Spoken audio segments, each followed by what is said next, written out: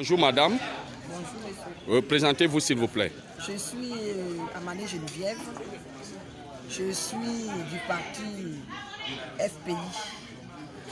Je suis une bagboïste. Que pensez-vous de la stratégie de l'opposition qui vise à contraindre le président Alassane Ouattara à mettre fin à l'élection présidentielle qui a commencé depuis hier à travers la campagne présidentielle? Moi, j'estime que nous avons pris le temps d'écouter largement l'opposition. Nous l'avons écouté dans la déclaration, dans tout ce que l'opposition a dit, les mots d'ordre qui ont été donnés. Nous sommes satisfaits, mais nous voudrions encore quelque chose de plus. C'est-à-dire qu'au niveau d'Abidjan, nous bougeons, mais nous devons bouger encore plus. Pourquoi? Parce que c'est vrai, l'intérieur bouge. Abidjan doit bouger avec d'autres stratégies. Et je trouve que ces stratégies-là sont vraiment les meilleures. Quand je parle de stratégie, je veux dire des mots d'ordre, rencontrer les différents partis, les différents syndicats, pour que ces syndicats-là, je sais qu'il y a une mobilisation. Mais la mobilisation doit aussi intéresser ceux qui n'ont pas un syndicat. Mais quand on se rend compte qu'il y a des syndicats qui donnent des mots d'ordre et que tu te vois dedans, automatiquement tu sors. C'est ce qui doit être fait. Parce que nous ne voulons pas de cette élection. Nous ne voulons pas de cette mascarade politique.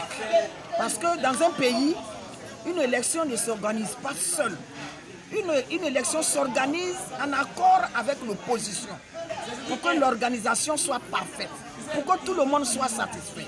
Mais nous nous rendons compte que M. Alassane, pendant 10 ans, il a pris les rênes de ce pays. Nous avons nos enfants qui chôment. Nous avons nos petits-enfants qui ne font rien. Et ça ne lui dit rien du tout. Alors que nos enfants qui chôment ont besoin quand même d'avoir au moins un travail pour pouvoir nous aider. Demain, si nous mourons, ils peuvent nous enterrer. Et donc, cette manière de faire là, moi, je ne suis pas satisfaite. Et je me dis que ce n'est pas la bonne manière.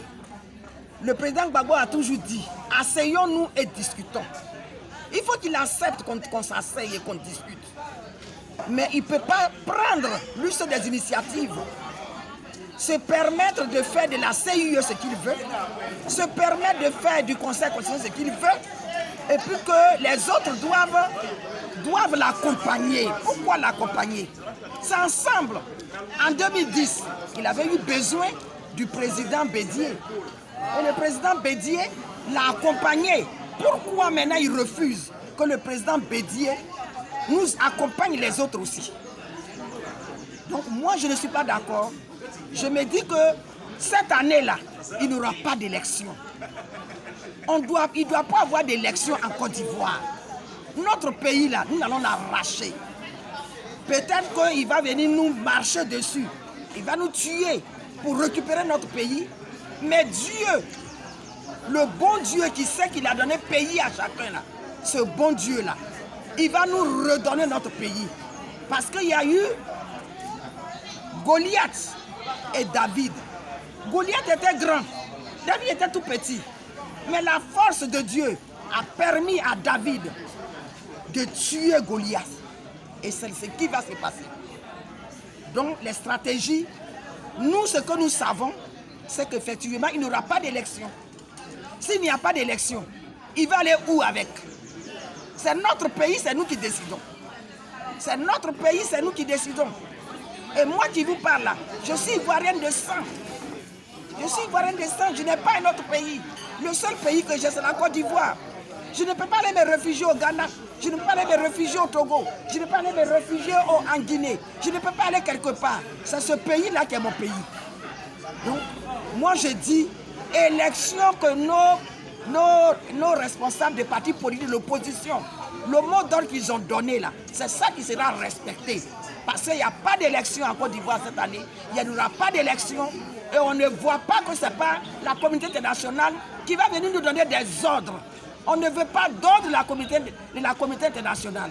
C'est nous-mêmes qui allons libérer notre pays. Parce que Dieu peut nous aider à libérer ces pays-là pour que nous soyons heureux. Comme au temps du fouet Boigny, on était dans la paix. On ne veut plus de guerre.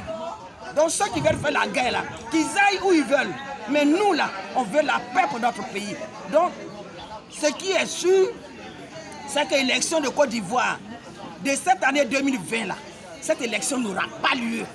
Donc Alassane ne sera pas candidat. Et comme Guillaume Soro l'a dit, il ne sera pas président en 2020.